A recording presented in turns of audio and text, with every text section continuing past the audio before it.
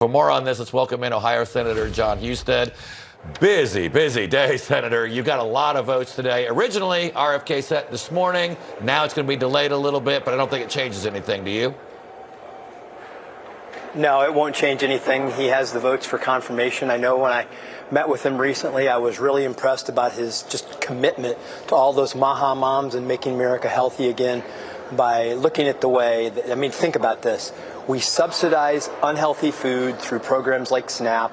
We help people get obese, diabetes, and then we pay for it on the other end with Medicare and Medicaid. It's an insane cycle of unhealthiness that's going on in our country right now.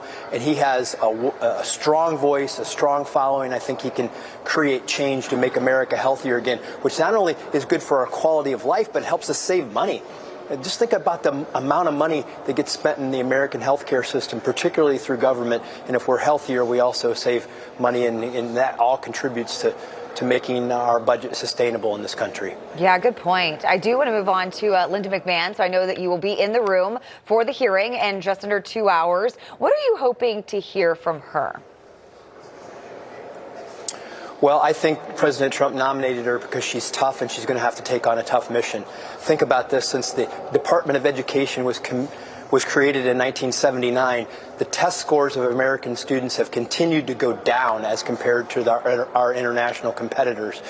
Imagine this, creating a large government bureaucracy in education doesn't work in actually educating students. So I hope what we'll hear from her is a little bit more about the plan to take the power out of Washington as it relates to education, give it to the states and local communities, provide more educational freedom through school choice, focus the resources where they're going to have the most impact, and get this bureaucracy out of the way that writes 90% of the rules and gives 10% of the funding to our local schools. Yeah, Senator, prior to you taking office about a month or so ago, you were the lieutenant governor of the state of Ohio. You know that education has historically been and is usually one of the top priorities of state and local government. So why not put the power, the innovation, the choice back into the states and let them do what they think is the best? I can tell you firsthand from my experience in state government and working with local schools is that the rules that get written in Washington are completely disconnected from the needs of children in your local schools. And that has to change. If we're going to build the American workforce that is going to compete with the rest of the world, we have to do better educationally.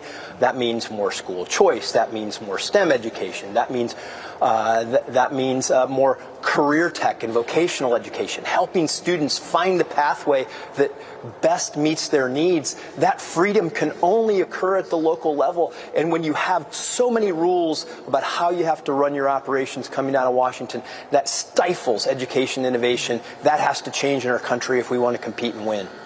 And I know next week your committee will also hold a confirmation hearing for the nominee for Labor Secretary, Lori Chavez-DeRemer.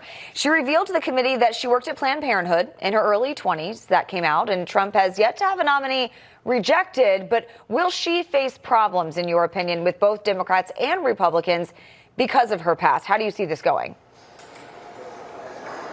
Well, I just hope that she clarifies that. I know that in her past, she's also had a 100% pro-life voting record, so I hope that she'll talk about that and reassure people on that front. But really, as Labor Secretary, what we're talking about is, are you going to have an even hand when it comes to labor management disputes? Are you going to make sure that we're looking out for the workers, but also not putting the heavy hand of government involved in that private relationship between employers and employees? I think that as long as she talks about President Trump's vision on the economy, how to help working people, and how she'll be fair-minded and as she takes over the job as Labor Secretary, that I think her confirmation's on track, I plan to support her. All right, Senator Husted, great to have you on with us this morning. You have a busy day ahead. Thank you. Thank you.